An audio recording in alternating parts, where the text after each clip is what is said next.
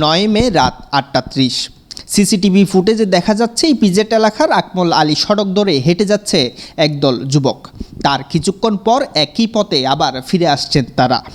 অন্য আরেকটি ক্যামেরার ফুটেজে দেখা যায় এদের মধ্যে থাকা এক যুবক ছুরিকাঘাত করছে লাল শার্ট পরিহিত অপর এক যুবকের উপর। মূলত পাওনা টাকা নিয়ে গার্মেন্টস কর্মী সাদিক ও রমজানের মধ্যে চলছিল বিবাদ। বিষয়টি সমাধানে এগিয়ে আসে রিফাত, যা মানতে পারেনি সাদিক।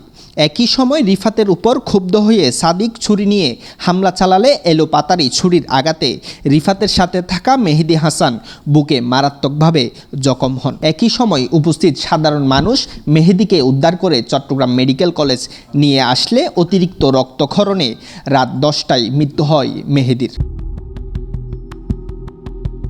একই ঘটনায় ভিকটিমের মায়ের দায়ের করা মামলায় এখনও পর্যন্ত সাদিকসহ 2 আসামিকে গ্রেফতার করেছে ইপিজেড থানা পুলিশ। এ সময় সম্পৃক্তদের গ্রেফতারে অভিযান চলছে জানিয়েছেন সংশ্লিষ্ট থানার ভারপ্রাপ্ত কর্মকর্তা। ইপিজেডের 2 জন পোশাক শ্রমিক রমজান ও সাদিকুরের মধ্যে শুধুমাত্র 1000 টাকার পাওনাকে কেন্দ্র করে তাদের মাঝে বিরোধী সৃষ্টি হয়।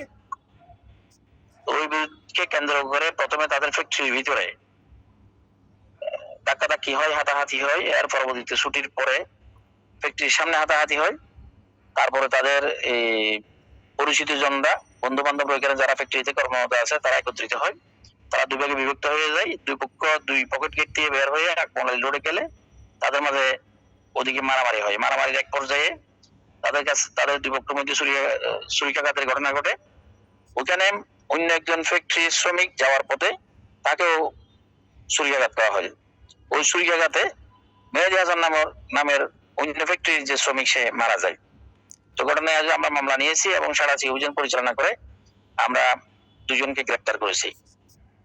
সাদিক এবং হাফিজুল নামক 2 জনকে আমরা গ্রেপ্তার করতে সক্ষম হয়েছি। এখনো আমাদের অভিযান অব্যাহত আছে। নিহত মেহেদী হাসান ভোলার লালমোহনের গোরিন্দবাজার এলাকার বাসিন্দা।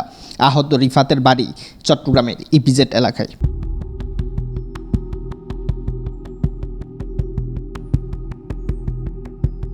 হাসান রিফাত, দৈনিক আজাদী।